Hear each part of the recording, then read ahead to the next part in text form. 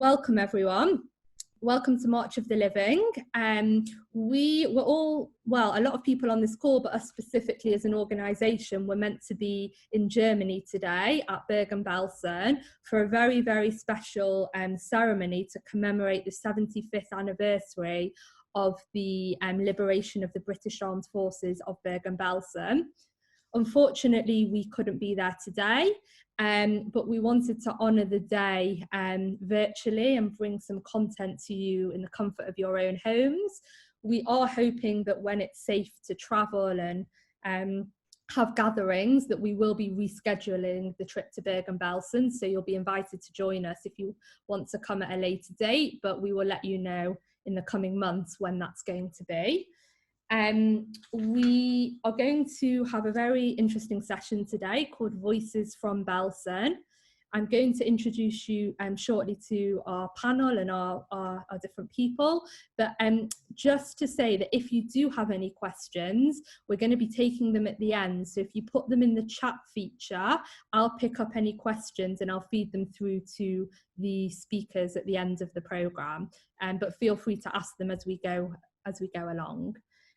So without further ado, I'm going to introduce Angela Gluck, who we are very privileged to have this evening, and for putting together such a fabulous group of people to speak and some fabulous content. Angela is one of our senior educators at March of the Living. She's been with us from the start, from 2011, and has taken hundreds of people, the young adult buses, the adult buses, on our 6-day trip to Poland. And we're very honoured to have her today to give some insight. Angela has written a book called The Holocaust, and this is really her topic. So I'm going to hand over to Angela, and she's going to talk us through the session. Today marks 75 years and 1 week to the very day since the liberation of Bergen-Belsen concentration camp in northern Germany. Very soon afterwards, a large wooden sign was erected on tall poles sunk firmly into the ground with this chillingly stark information. This is the site of the infamous Belsen concentration camp liberated by the British on the 15th of April, 1945. 10,000 unburied dead were found here. Another 13,000 have since died. All of them were victims of the German New Order in Europe and an example of Nazi culture. The first anniversary saw the start of solid commemorations at Belsen, and the Jewish memorial bears these words from the biblical book of Job that the survivors themselves chose. Earth, conceal not the blood shed on thee. They were protesting at the destruction by the Germans in the winter after liberation of what remained of the camp and the obliteration of the last traces of evidence. But I think it was also a cri de coeur, a cry from their heart.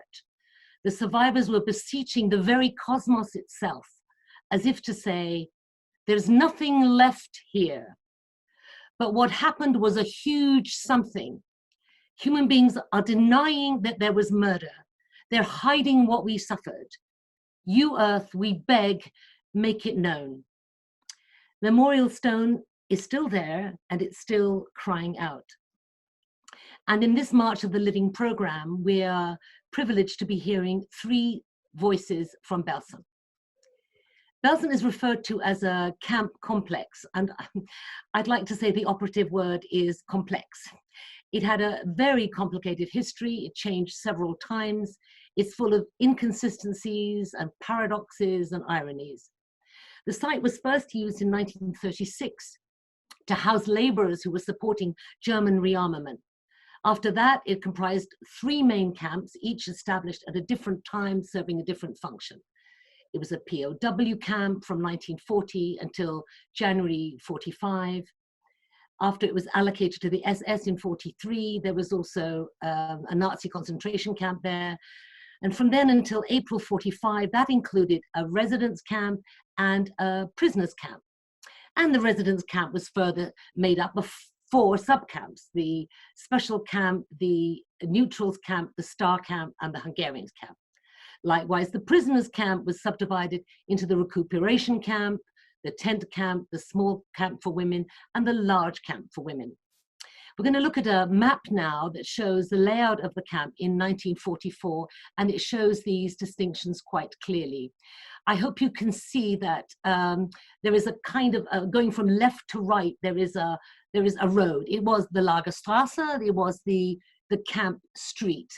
And I don't know how clear it is, but you can see at my mouse, I can show you here is something called the Star Camp. And then there's a Hungarian camp. Over there's the women's camp. This is the large women's camp that had been the POW camp. And here we have the tent camp and some mass graves here and so on. So there were several camps within the camp. And what eventually became the after camp, the DP camp, was way off over there, sort of, 2 o'clock on the picture. But we can see that it was, unlike any other camp, it was made up of complexes on the same sort of site. Thank you, Cassie, for that map. And so this structure is one of the distinctive characteristics of Belsen, and it makes it even, I would say, unique. Another is the mix of Belsen's functions. It was not intended to be a slave labor camp, though some were forced to work there, without question. It was not planned as an extermination camp, like Auschwitz-Birkenau or the other 5 big camps that the Nazis created in Poland.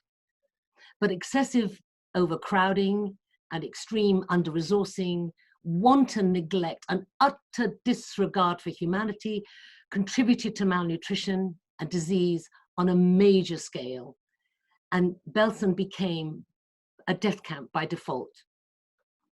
Fritz Klein, a doctor, was transferred to Belsen in January 45 after postings in other camps, including Auschwitz.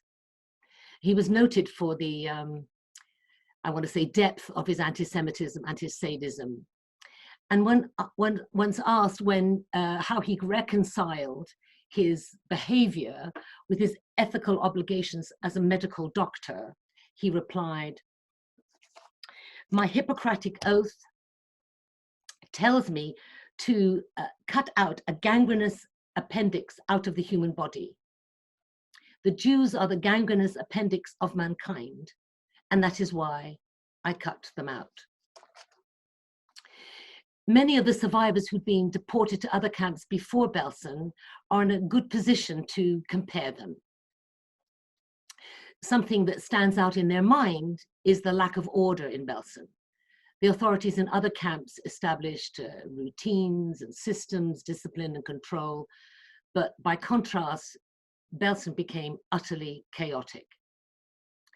Another significant feature is the continual expansion of the camp population. This came about because the Allied and Soviet forces were advancing and approaching Germany in a kind of pincer movement. And in late 44 and early 45, Belsen became a collection camp for thousands of Jews from death camps and other concentration camps and ghettos. And to put it crudely, Belsen was a dump. And I mean that in both senses of the word. And so these figures about Belsen and its population, I think, tell us quite a lot. At the end of July 1945, there were about 7,300 inmates in Belsen. By the beginning of December that year, there were 15,000. By February 45, 22,000. And finally, on the 15th of April, 1945, 60,000. In other words, Belsen grew more than 8-fold in about 8 months. And further, in the course of its existence, Belsen held, in addition to the POWs it started with, Jews, political prisoners, Roma, so-called asocials, criminals, homosexuals, and Jehovah's Witnesses. Belsen also had a relatively high proportion of women, especially after the later deportations. And it was that prompted the disbanding of the POW camp to make the large camp for women. And unusually for a concentration camp, there were children in Belsen. And I'm aware of at least 2 of them who are with us in this room tonight. Amongst all the ghettos, labor camps, and death camps, Belsen is one of those about which we have the least evidence from the Nazis themselves. Documents, photos, and other material was deliberately destroyed before liberation. And if any of it remains, it has never come to light. What we know about Belsen comes from archaeology, from the feel of the place, and of course from the liberators and the survivors who have given testimony. Most other camps were abandoned by the Nazis, as was Auschwitz, or destroyed, as was Treblinka. But the Nazis never closed Belsen. Even the liberation was not typical. It was the first to be liberated by the British and the only one to come under the control of the British Army. The Germans had no choice but to surrender. So on went the white armbands and up went the white flags. But it had to be calm and careful. Typhus, which of course is highly contagious, was rampant in the camp. The Germans and the British firing at each other would cause panic and mass movement, and perhaps prisoners would escape. And there would be a huge risk of spreading the disease further to the civilian population. So the 2 sides agreed on a no-fire position.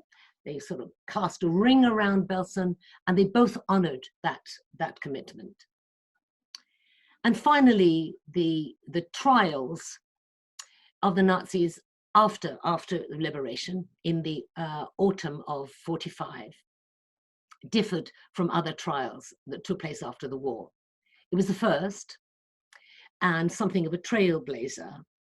The only charges that could be brought at that point were war crimes and crimes against the citizens of Allied countries. The charges we're, I guess, more familiar with are the charges of crimes against humanity, crimes against peace, were to come afterwards in the later trials at Nuremberg. And now in this picture we're going to see, it is the most striking aspect of Bergen-Belsen today. The mass graves afforded a touch of dignity in a retaining wall that's inscribed with an approximation of the number of people who were buried there. But of course, no names are given, no names are known. This then was Belsen. I want to turn now to the first of our 3 voices of Belsen. On the map, I hope we saw the Star Camp, so called because Jews who went there kept their own clothes and in fact some of their belongings. But they had to wear the distinctive yellow star. Its original name was Exchange Camp because it was a holding pen for Jews that the Nazis thought they might exchange for German POWs or use as bargaining chips in some other way. So Jews who held entry visas to countries outside Europe, mainly Latin America, or those who were themselves nationals of other countries and could, well, frankly, be traded, found themselves in the exchange camp. In practice, there were hardly any deals, and people in the Star Camp, the exchange camp, languished there. Among them was the family of the late Paul Oppenheimer. He was the eldest of 3 children. He and his brother Rutzi were born in Germany, but their little sister Eve was born in England during a family stay here. The family moved to Holland to get out of harm's way, but after the Nazi invasion in 1940, they were deported. Eventually, they were taken to Belsen's Star Camp because Eve's British nationality made the family valuable to Germans as a basis for a possible exchange. In the photo we're going to see of the family now, Paul, Rutzi, and Eve, with other family members, have returned to Belsen to lay a symbolic gravestone for their parents. Eve is 3rd from the left. You can just see her slightly in the shadow there. That's the youngest Eve. We have Rutzi on the far right, and next to him is Paul. And just there actually is Jude that we're going to hear from in a moment. Jude is going to read from Paul's book, From Belsen to Buckingham Palace. In his first passage, Paul reveals how much of their thinking focused on the practicalities of daily life, just getting through every day. Jude. For some most fortunate reason, I did not have to work in Bergen-Belsen, although the age limit was 15 and I was several months older. When we arrived in Bergen-Belsen, Rutzi opted to live with me and my father in the men's barrack, rather than with my mother and Eve. This would give him more chance of helping with food distribution, which was almost a life and death opportunity. I regret to admit that many decent people were fighting over scraps of food. There was no shame attached to organizing food, clothing, or anything else. The soup presented particular opportunities for cheating, because the few nourishing potatoes and turnips were at the bottom of the urn, and even the demand for thorough stirring could not prevent the best parts of the soup going to the friends and relatives of the person dishing out the soup. Rutzi was in charge of dishing out the soup in our barracks, and in several occasions was caught in unfair practices. He was sentenced to 2 or 3 days of solitary confinement in a bunker.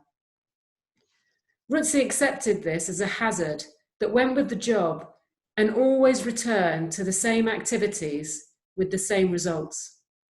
Presumably, someone else would be doing the same fiddles, or maybe even worse. Officially, each large black bread loaf was to be divided into 8 equal rations. This alone was difficult, and some rations would be larger than others. My father, Rutzi, and I would ask for our rations to remain in 1/3 ration piece, thus avoiding the loss of bread due to slicing. Furthermore, we would return this piece the next day, maybe after shaving off a millimeter or 2, and exchange it for a 6 ration piece. Rutzi would retrieve all the crumbs. All in all, Rutzi found plenty of opportunities for his initiative, which also added to the excitement of life in camp. And very soon those practicalities, practical necessities started to focus on hygiene. Jude. When the typhus epidemic started, we spent many hours each day hunting the lice. They were everywhere. We had special wooden combs to scrape the lice out of our hair. They started to settle in the internal seams of our clothes, which meant that we had to squeeze them to death individually. Lice hunting was almost fun for us youngsters, but it was a vital daily routine. Typhus fever would kill all but the strongest and fittest human beings. Unfortunately, the lice would lay eggs in warm places on our bodies, and thus the lice would multiply faster than we could kill them, and we never managed to get rid of all of them. It was horrible to feel them crawl over your body and inside your clothes. We had occasionally hot showers, supposedly to kill the lice, but the heat did not kill the eggs, and possibly even accelerated their growth. Deteriorating conditions tragically struck the parents of Paul, Rutzi, and Eve just weeks before liberation. Jude again. My mother became ill and was transferred to the hospital barracks. We went to visit her every evening, but there was nothing we could do for her. There was no medicine, there was no extra food. One evening we arrived, my mother had gone. Her body had already been removed to make way for another patient. She died of starvation, sickness, and exhaustion. It was the 17th of January, 1945. We realized later that we never really said goodbye to my mother. But how could we? At the end of each visit, we just said, "See you tomorrow evening," and hoped that we would. Needless to say, we were broken-hearted. We struggled on like everyone else in the Star Camp. Many of our friends had similar experiences, and we got used to seeing dead people. With all the dead bodies lying around, we became quite tough, thick-skinned, and resilient. There was no point feeling sorry for ourselves. We had to be strong to survive. Eve was 8 years old and most affected by the loss of her mother. Now she was alone in her barrack. She was very frightened, confused, and utterly miserable.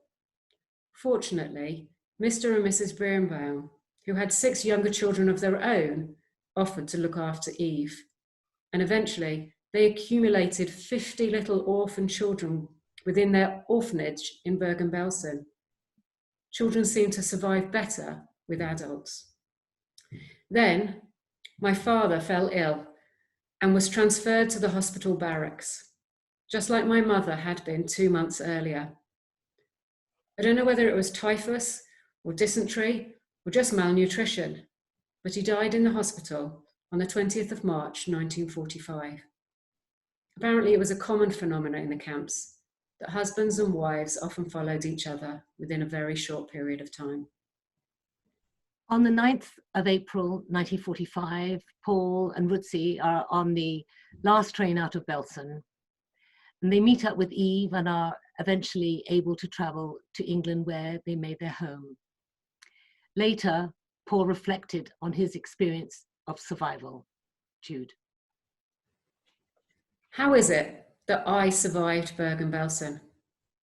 I cannot claim that I actually did anything heroic or special in order to survive. I just did as I was told. I took no risks. I never volunteered for anything. I kept a low profile. Rutzi, on the other hand, was provocative and proactive. He organised, cheated, and did anything he could, and sometimes could not get away with. To some extent, Rutzi probably helped me to survive, and the Birnbaums certainly helped Eve to survive. And in the same way, many inmates survived in pairs, mother and daughter, father and son, brother and sister. I should add that we were fortunate to be exchange Jews. More than half of the inmates of the Star Camp actually survived, especially the children. Thank you. Peter Lantos came to Belsen from an entirely different direction and in quite different circumstances. We'll see a picture of him here now with his mother about a year later. He and his family were deported from Hungary, the last country that the Nazis selected for occupation and the deportation of Jews. Peter was not yet 5 years old. Peter, can I ask you to say something about your life, first of all, before you were deported? We lived in a small provincial town in southeastern Hungary. And I obviously have my parents and an elder brother who actually had, before we were forced to go to the ghetto, he was taken to hard labor. And our life was quite comfortable. It was a middle class, upper middle class family until all changed. In May 1944, we were taken to the ghetto. It was terribly unsettling. And 4 weeks later, we were transferred to a collection center, a provincial town, University town, where, interestingly enough, 13 years later, I started to study medicine. We were there till the end of June, and then at the very end of June, 3 trains left that town, Szeged, and 2 arrived in Auschwitz, where people obviously didn't survive. And we were fortunate because we arrived in Wiener Neustadt, outside Vienna, where my parents were taken with me to a hard labor camp until the very end of November. The end of November, I don't know the precise date, but I do know the date of arrival in Belsen. That was 7th of December, 1944. So that was the journey led really from Hungary to Austria and from Austria to Belsen. And Peter, when you got to Belsen, I mean, you were just 5 by then, weren't you? You were 5 and a few weeks. Do you remember what your first impressions were? The first impression was the striking difference between Austria, where the family was together and relatively we could do a sort of a family life. And there was not a great deal, but there was some food, and we found the Austrian quite helpful. Things changed in Belsen. It was striking. First of all, we arrived in the winter, and Bergen-Belsen is the next largest town is Hanover. Yeah. It was bitterly cold, and then the other event, which was very different, that my father was taken away from us. So I stayed with my mother. And then yet another different feature was the cruelty of the guards. And then the terrible cold and starvation. So it was a great difference between the few months in Austria and then Bergen-Belsen. And can you say something about daily life? Because am I right that your mother didn't have labor to do? So what did a day look like? The day looked endless, and obviously it was the depth of winter. From early morning when we woke up, we had a sort of a breakfast, which was mainly a brown liquid, masquerading as coffee, a little bit of bread. And then what happened was the worst of the day. There was a roll call, and we had to go outside in the upper Platz, and we stood there sometimes for hours because the numbers never added up. People couldn't leave the barrack because they died during the night, or they committed suicide, or they just were too weak to leave. So we stood there, and for a child of 5, that was terribly boring. However, my mother was very resourceful. And when she realized how boring it was, she started to teach me the 4 basic maneuvers of mathematics. And then later, she also started to teach me German, which was rather ironic considering the situation, but she was fluent German speaker. And I started to pick up some German words and a couple of sentences. So that helped the boredom. But to stand there, it was bitterly cold. The wind was like razor, and we stood there. And then there was some lunch, which was usually referred to as Dörgemüse, which was a sort of a soup, which has some beetroot, and we were lucky if we had some potatoes. And then the rest of the day, it just happened that we survived. We had to go out occasionally to repeat the roll call, and then there was evening. Obviously, we tried to keep clean. My mother did everything she could to prevent, but we all had lice, as the previous prisoners witnessed it. And then things changed drastically towards the end of our stay there, because there was no order, and then later there was no food, and there was no water, and people started to die. And they died by the hundreds, including my father, who died starvation on the 13th of March, just a month before Belsen was liberated. So that was, in a way, certain events apart from the physical hardship. As a child, I remember the day when my father died, because they came to tell my mother that her husband died. So we went there, but I don't remember whether I was crying or not, and I don't know whether my mother was or not. By that time, to just see dead bodies was part of our life. Were you aware of other children there, Peter? There were, that in fact there was no chance, unlike in Austria, there was no chance to play or get together. It was really just the day to day, or rather later, hour from hour of survival. And there, obviously, I had, in fact, I know someone in Budapest who is 2 years younger than I am. And we kept in touch ever since. And she remembered vaguely me, and I vaguely remembered her. But the question of playing there, it didn't exist. Yeah. And the idea was, which my mother was very good, that she rationed the bread for us. So I couldn't have, some people ate the bread immediately and they didn't have anything to eat later. But my mother rationed it, and that was probably the reason why I survived, because otherwise it's quite likely that I would have also died of starvation. Yes,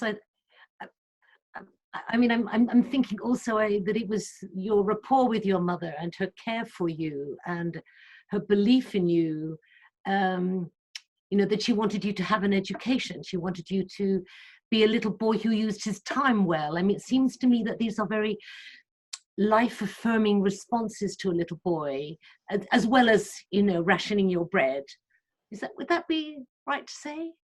Yes, I mean, it was, from that time on, we had a rather special relationship later on, because that being together in that circumstances made it rather a special relation.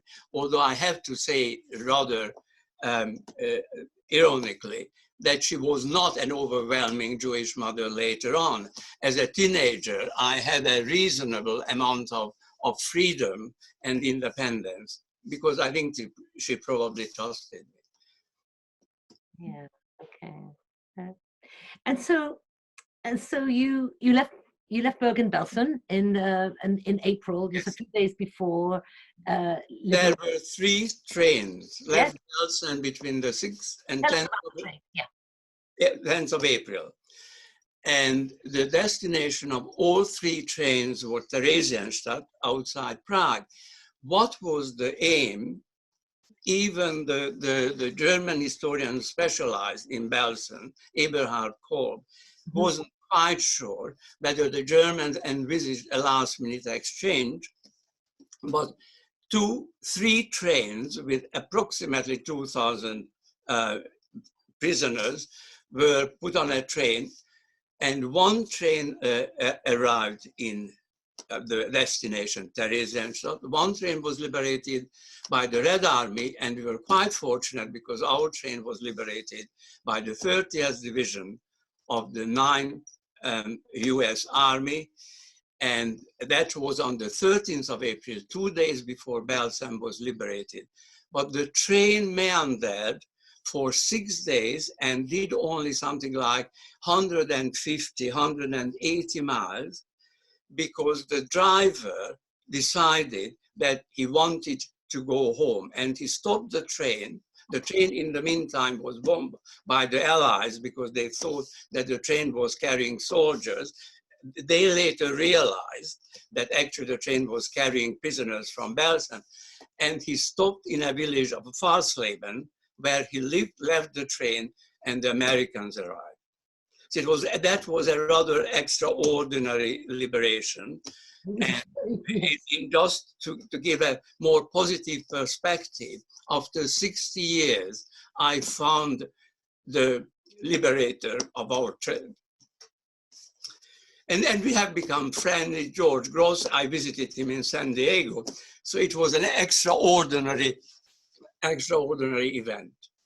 But the problem was that at the time, obviously the war ended on the 8th of May, and we decided to go back to Hungary. And that was what my mother thought she would find my brother, But my brother died 2 weeks before we arrived.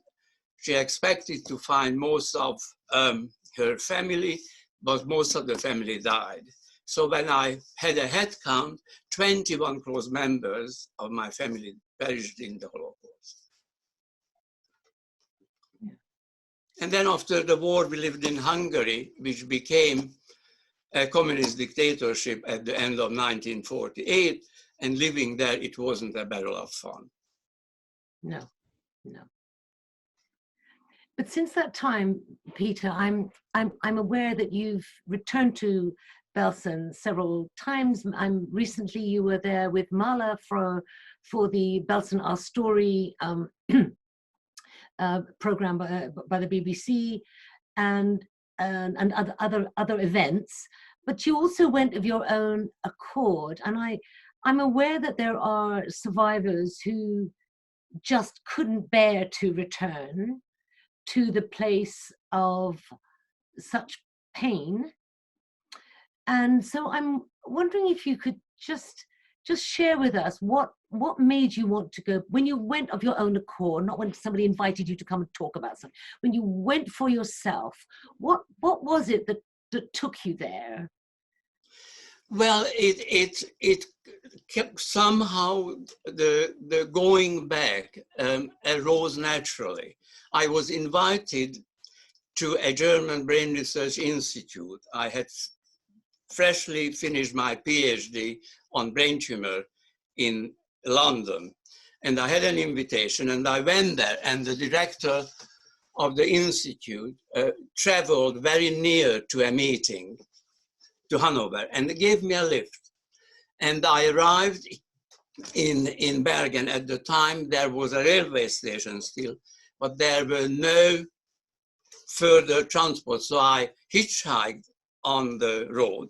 And the first car arriving the driver was a British officer. So it was a very interesting first visit or second visit to Belsen. But the reason why I went there, because Belsen obviously was an important event. The cliche says that a life-defining event. It certainly was. And I just wanted to see the place. Mm-hmm. And it was a great disappointment because there was not a great deal. The buildings didn't stand. And at the time, the fantastic modern museum and archive which exists wasn't there. But it was very important because that was when I met a few people as well in Belsen. So the process of incorporating Belsen in my life started there. And then I went back when I decided after retirement to think about what happened in Belsen and try to jot down certain things. And that was at the time when I met the director of the Belsen Memorial, Dr. Thomas Rai, who is a very good historian, and other people. So I went back more than once and did my research for a book which I was writing at the time. And it turned out to be a book. I didn't intend to write a book. So in a way, Belsen became a place I know quite well. There are, at least apart from Thomas, there are two other people who are practically friends. They invited me for a whole day interview for their archives. And I went back since then, last but one time with Mala, but I went back last year. In fact, I should be flying back from Berlin tonight. I would have been I was invited by the Lower Saxony government to the celebration on the 19th of April, but it didn't happen. It didn't happen. And finally, well, not absolutely finally, because we're going to hear a bit of your book later, but finally, I want to ask you, because you and I have known each other some years, and it was about the time that you were starting to speak about this, but I was aware that a long time had passed when you were silent, certainly publicly silent, about the Holocaust, about your Belsen experience. And then there was this. And so I'm wondering, why the silence, and then why the voice? not silence, but going back from Belsen to Hungary and finding what we found, the many deaths in the family, the family livelihood taken away the second time by the communists. One just didn't have the luxury to delve into the past all the time. And perhaps it was also a natural defense that life must go on. But I never forgotten Belsen, because one, how to say it, one cannot step over the shadow of people who died. So it was important to go to go back to Belsen, but it was not a denial, because I never wanted to deny Bergen-Belsen, because it was a very important part of my life. But when I retired, I had the time to try to think about it, because I was 5, and in a way, thinking that the brain of a 65-year-old is different. Yeah. So that was the time when I wanted to collect my memory. And what I did, because I remembered very little, that I decided to make exactly the same journey in 2003 and 2004, the journey I had made with my parents in 1944 and 45. So that is a full circle. Yes. And the circle, if I can put it this way, is called Parallel Lines. And we will hear a piece of Parallel Lines towards the end of our program. But for now, Peter, thank you very much for sharing that. Thank you for inviting me. So I want to say that both Paul and his siblings and Peter with his mother were taken away from Belsen just a few days before liberation. And the liberators photographed and filmed both the dead and those still living. Those images are the stuff that nightmares are made of. And countless British soldiers, even those hardened by war, still found themselves overcome with shock. And some of them say that decades later, they cannot erase those images from their mind. Out of respect for the victims, I have chosen not to show those images now.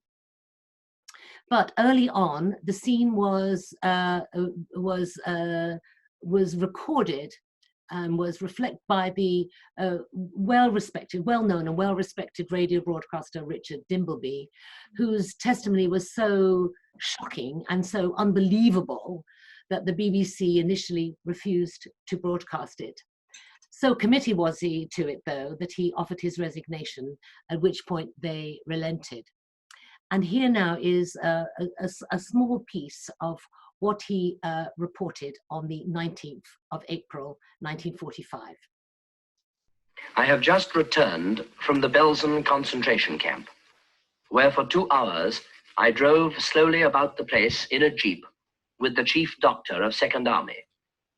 I had waited a day before going to the camp so that I could be absolutely sure of the facts now available. I find it hard to describe adequately the horrible things that I've seen and heard, but here, unadorned, are the facts. There are 40,000 men, women, and children in the camp. German and half a dozen other nationalities, thousands of them Jews.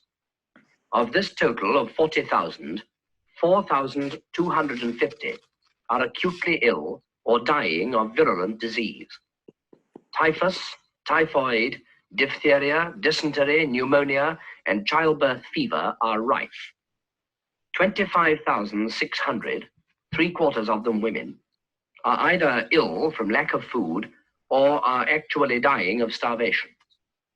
In the last few months alone, 30,000 prisoners have been killed off or allowed to die. Those are the simple, horrible facts of Belsen. But horrible as they are, they can convey little or nothing in themselves. I wish with all my heart that everyone fighting in this war, and above all those whose duty it is to direct the war from Britain and America, could have come with me through the barbed wire fence that leads to the inner compound of the camp. Outside, it had been the lucky prisoners, the men and women who had only just arrived at Belsen before we captured it. But beyond the barrier was a whirling cloud of dust, the dust of thousands of slowly moving people, laden in itself with the deadly typhus germ. And with the dust was a smell sickly and thick, the smell of death and decay, of corruption and filth. I passed through the barrier and found myself in the world of a nightmare. Dead bodies, some of them in decay, lay strewn about the road and along the rutted tracks. On each side of the road were brown wooden huts. There were faces at the windows, the bony, emaciated faces of starving women too weak to come outside, propping themselves against the glass to see the daylight before they died. And they were dying every hour and every minute. I saw a man wandering dazedly along the road, stagger and fall. Someone else looked down at him, took him by the heels, and dragged him to the side of the road to join the other bodies lying unburied there. No one else took the slightest notice. They didn't even trouble to turn their heads. Behind the huts, and 2 youths and 2 girls who'd found a morsel of food were sitting together on the grass in picnic fashion, sharing it. They were not 6 feet from a pile of decomposing bodies. Inside the huts, it was even worse. I've seen many terrible sights in the last 5 years, but nothing approaching the dreadful interior of this hut at Belsen. The dead and the dying lay close together. I picked my way over corpse after corpse in the gloom until I heard one voice that rose above the gentle, undulating moaning. I found a girl. She was a living skeleton. Impossible to gauge her age, for she had practically no hair left on her head, and her face was only a yellow parchment sheet with 2 holes in it for eyes. She was stretching out her stick of an arm and gasping something. It was English, English, medicine, medicine. So health and hygiene were obviously top priority for the liberating forces. Because disease was rampant, a key decision was taken to burn down the huts, the last on the 21st of May, 45. And we're going to see this image of a hut being burned down. In this particular image, you can see there's on the right, on the short end of the hut, there is a large poster of, well, it's actually a painted sheet of the image of Hitler that had been hung there for propaganda purposes, and that, of course, is also about to go up in smoke. And I can only surmise that it must have been very satisfying emotionally and have had a very powerful symbolic effect. Vital work needed to be done too, obviously, in caring for the sick. And notable as the medical administrator was Brigadier Hugh Llewellyn Glyn Hughes, who created makeshift hospitals despite the crowded and difficult circumstances, sometimes involving beds outside, as we'll see here.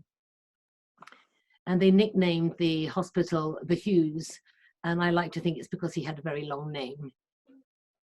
And there we see this is the hospital in another part, the built-up part of the camp.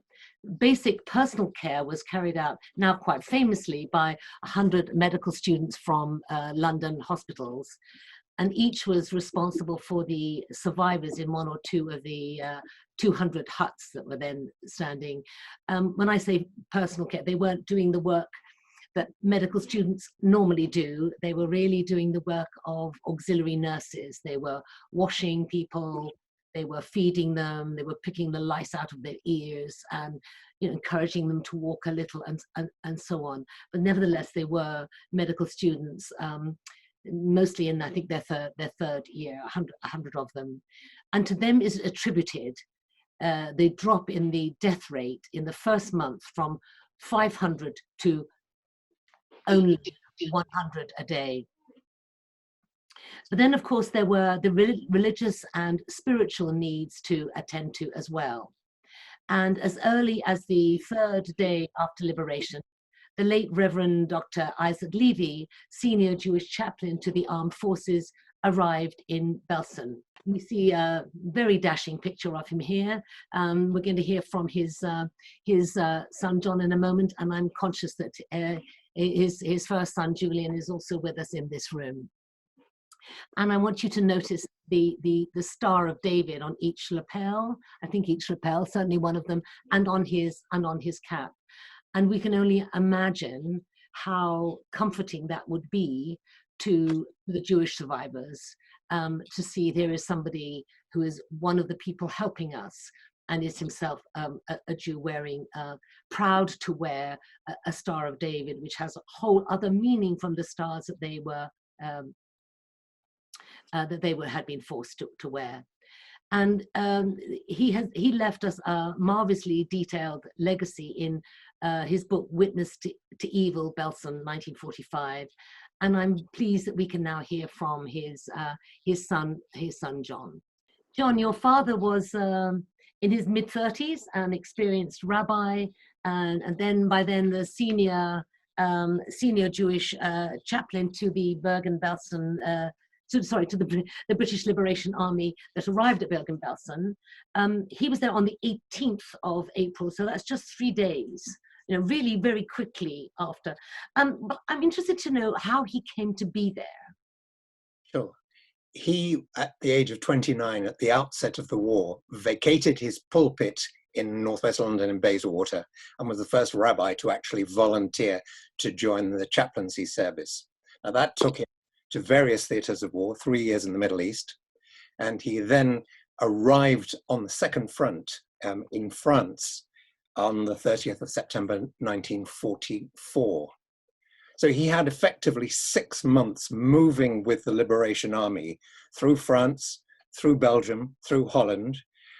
His first responsibility was to Jewish fighting men in the field, but he was aware also of the destruction of Jewish communities across Europe. Yeah. When he saw destroyed synagogues, he met DPs, he talked to leaders of communities who came out of hiding, who talked about the numbers who'd been deported. He had seen at least 2 concentration camps, one in Brussels, one in Holland, but these were empty, vacated camps. But arrival in northwest Germany, he's then appraised of the fact that there was a concentration camp that needed attendance. His junior colleague, Leslie Hardman, went in a day or 2 after liberation. Dad then left the front line to actually go to Belsen, and then saw precisely what the final solution meant in practice, which was utterly shocking. And he described some of that. Tell us how does he describe what he saw, what his first experiences were when he entered? Because I seem to recall that he went to one part and didn't realize there was another, something like that. Am I right about that? No, he came to the camp with Leslie and was shown around by various people in the British hierarchy.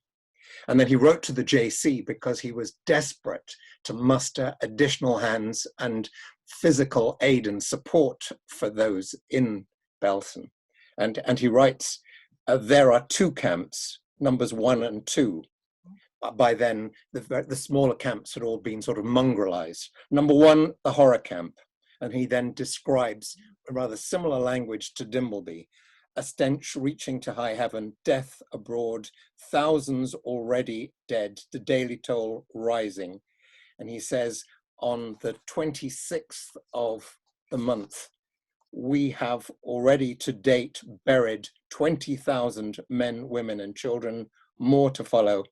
The medical authorities are fighting a hopeless battle, typhus raging furiously, as are TB and dysentery. We are well aware, he says, and I won't describe some of the scenes that Dimbleby also described. He says, we are well aware there is a race against time. Race against time, yeah. And when I first picked up his book, I noticed that it was dedicated. I'm going to read this bit to you. He dedicates it to your mother, your late mother, Tony. And he says that she so diligently preserved his letters. And he says, my dear wife, Tony, who so stoically shared the burden of my anxieties and frustrations. John, what were those what were those anxieties and frustrations that he had? Okay, I think the anxiety was the recognition of the scale of the problem. The chaplains, there literally were just two of them for very many weeks, couldn't provide medical succor. That was Glyn Hughes's team who dealt with that.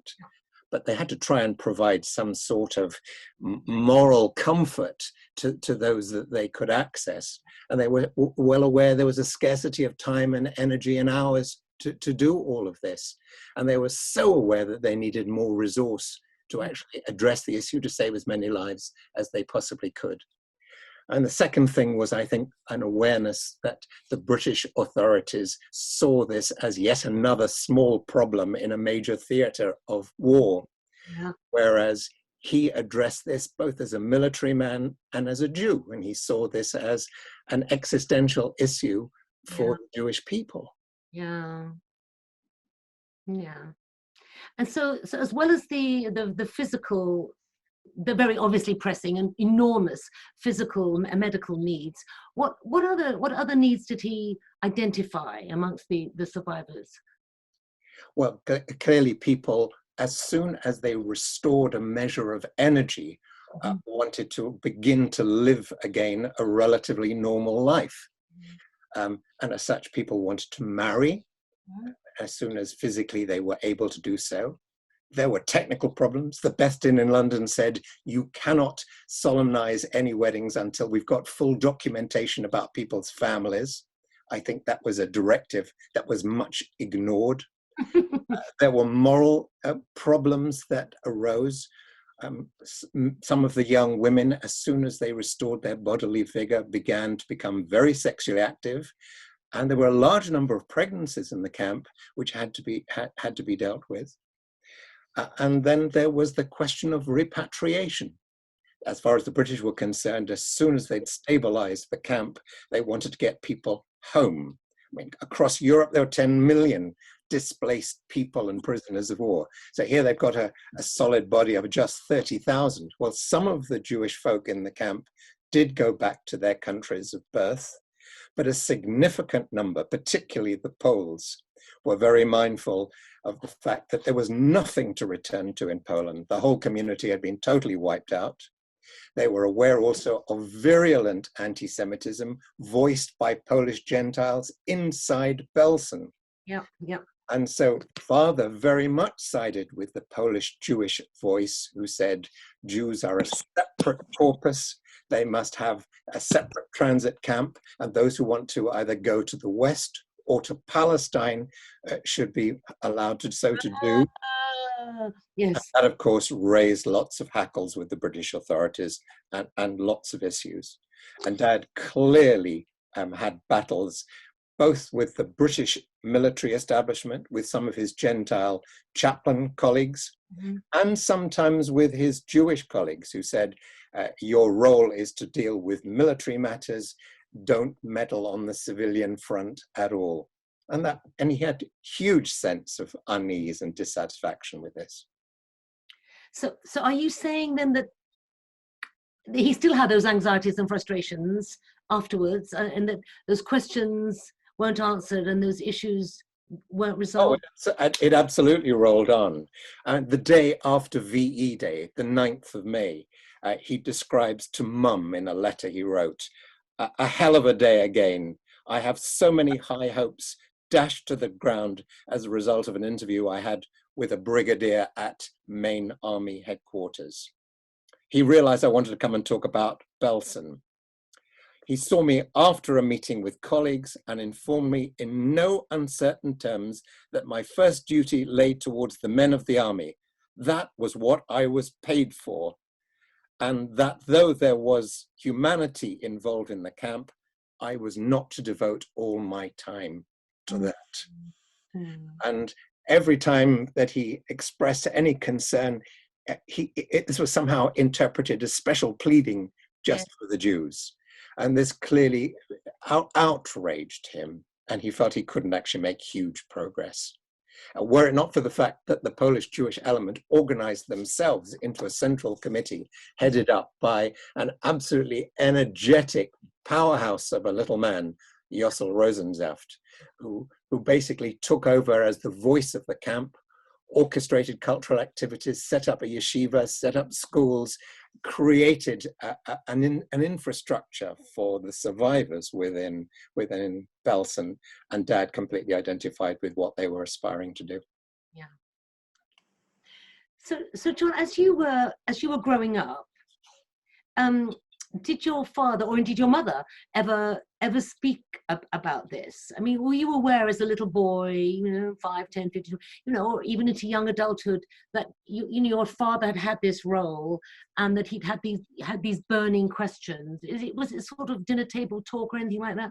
No, it certainly wasn't ongoing dinner table talk. I mean, and Jonathan Dimbleby reports similarly of his father, that the matter wasn't discussed. And yet it was a sort of theme that remained within the family. We all knew he'd been to Belsen. Yeah. There was an occasional visit by a survivor who knocked on the door and renewed contact. Dad was involved with the Bergen-Belsen Survivors Association.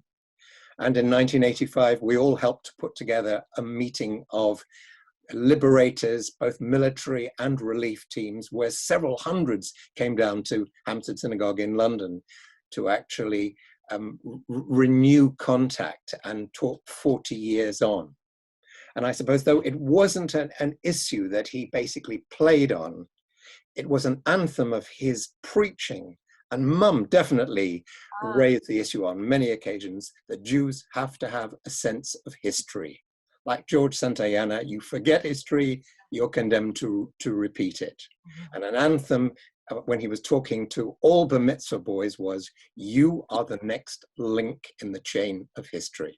Wow. So frequently that was the way he, as it were, brought the issue up indirectly. But of course, when people started to deny the Holocaust, when revisionist historians got busy, that was the point where Father vocally came out of his corner. He was a witness, and he had things to say and wanted basically to put the record straight. Yes. And indeed his book is called Witness to Evil. Yes. Yes. John, thank you very much.